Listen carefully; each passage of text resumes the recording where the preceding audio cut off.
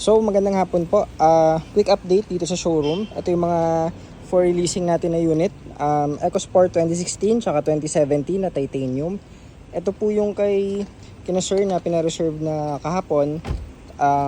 Pinabaklas na yung sidings para dito inaayos lang natin yung sidings kasi ito yung sa ayan o, medyo may parang lumot-lumot. So, papalitan na natin ng leather. Siguro maganda kung black para bagay dun sa leather seats.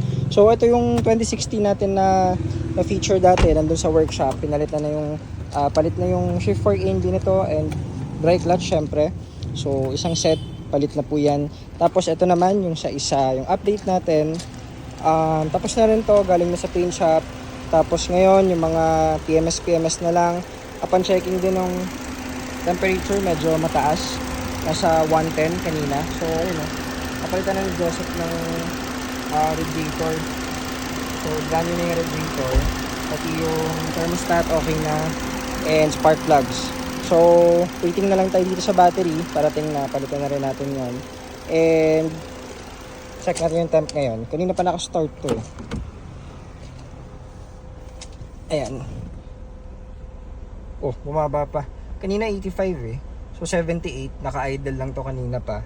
So naka full load, aircon, on natin yung radio.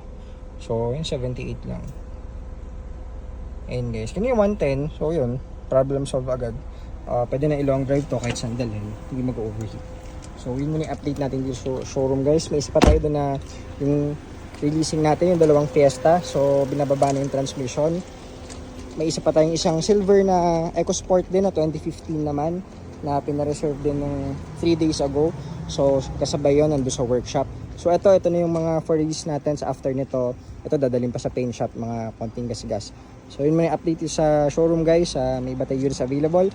Visit kayo dito or message us, inquire lang kayo hanggat gusto nyo. So yun guys, maraming salamat. Thank you.